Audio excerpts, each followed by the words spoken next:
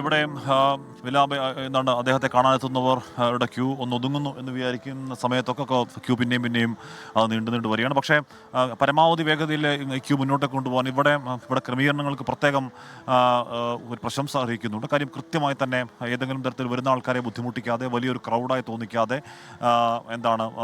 ആൾക്കാർക്ക് അധിക സമയം വെയിറ്റ് ചെയ്യിക്കാതെ കൃത്യമായി തന്നെ ക്രമീകരണം സജ്ജമായിരുന്നു. VS എഴുന്നോക്ക് കാണുക എന്ന ആഗ്രഹത്തിലെത്തുന്നവർക്ക് അത് സാധിക്കാതെ പോവുക എന്നൊന്നും ഇവിടെ ഇല്ല. ഇപ്പോഴും പക്ഷേ ആളുകൾ എത്തിച്ചേരുന്നു. 2 മണിക്ക് തന്നെ പൊതുദർശനം പൂർത്തിയാക്കുക എന്നുള്ളതാണ് ആഗ്രഹിക്കുന്നത്. ഇപ്പോൾ വിലാപയാത്ര കടന്നു പോകുന്ന വഴികൾ ഇങ്ങനെയാണ്. അത് ഇവിടുന്ന് തുടങ്ങുന്നു. പാളയം PMG വഴി പ്ലാമൂട്, പട്ടം, കേശവദാസപുരം, ഉള്ളൂർ, പോങ്ങമ്മൂട്, ശ്രീകാര്യം തുടങ്ങിയ കേന്ദ്രങ്ങളിലേക്ക് ആണ് പോകുന്നത്. ഈ വഴികൾ കൂടിയാണ് പോകുന്നത്. ഇവിടെയൊക്കെ ഓരോരോ ആദരമർപ്പിക്കാനുള്ള പോയിന്റുകളുണ്ട്.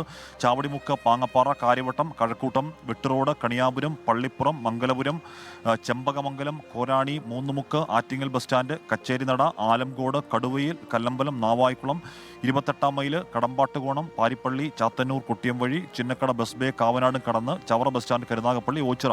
ഓർത്തു നോക്കണം, ഇവിടെയൊക്കെ VSന്റെ അതിശക്തമായ ഒരുപാട് VSന് ഫോളോവേഴ്സ് ഉള്ള, VSന് ആരാധകർ തന്നെ, ആ വാക്ക് തന്നെ ഉപയോഗിക്കാം, ഒരുപാട് VSന് ആരാധകരുള്ള സ്ഥലമാണ് ഇവിടെയൊക്കെയും. Ochira KPSC junction, Kayamkulam KSRTC bus stand, അവിടെ നിന്ന് കൈയിലക്കുളങ്ങരയിലേക്കാണ് പോകുന്നത്. പിന്നെ നങ്ങിയാർകുളങ്ങര, ഹരിപ്പാട് KSRTC സ്റ്റാൻഡ്, ഠാണാപ്പടി വഴി കരുവാറ്റിയും തോട്ടപ്പള്ളിയും കടന്ന് പുറക്കാട്, അമ്പലപ്പുഴ ടൗൺ കഴിഞ്ഞ് വണ്ടാനം മെഡിക്കൽ കോളേജ് ജംഗ്ഷൻ കഴിഞ്ഞ് VSന്റെ പുന്നപ്രയിലെ വേലിക്കകത്ത് വീടിനെ കുറിച്ച് പോകുന്നു എന്നുള്ളതാണ് ആ വിലാപയാത്രയുടെ ഒരു വഴി എന്ന് പറയാൻ കഴിയുന്നത്. ഈ വഴികളിലൊക്കെ ഓരോരോ കേന്ദ്രങ്ങൾ കൃത്യമായി തന്നെ ഇപ്പോൾ തന്നെ അറേഞ്ച് ചെയ്തിട്ടുണ്ട്. അവിടെ ക്രമീകരണം നമ്മളിപ്പോൾ ഇവിടെ ദർബാർ ഹാളിൽ കാണുന്ന കൃത്യമായ കണിശതയുള്ള ക്രമീകരണങ്ങൾ പോലെ ഈ മേഖലകളിലൊക്കെ കൃത്യമായ ക്രമീകരണങ്ങളുണ്ട്. ആ ക്രമീകരണങ്ങൾ ഏതാണ്ട് അതേപടി തന്നെ പൂർത്തിയായി, അല്ലെങ്കിൽ ആ ക്രമീകരണങ്ങൾ ഓരോ പോയിന്റുകളിലുമുള്ള സമയക്ലിപ്തത ഏതാണ്ട് അതേപോലെ തന്നെ പാലിക്കാൻ കഴിഞ്ഞാൽ രാത്രി 11 മണിക്കൂർ എടുത്ത് രാത്രി 1 മണിയോടുകൂടി തന്നെ അങ്ങോട്ടേക്ക് എത്താൻ കഴിയും, കൊല്ലത്തേക്ക് എത്താൻ കഴിയുമെന്നുള്ളതാണ്, ആലപ്പുഴയിലേക്ക് എത്താൻ കഴിയുമെന്നുള്ളതാണ് പാർട്ടി നേതൃത്വത്തിൻ്റെ പ്രതീക്ഷ.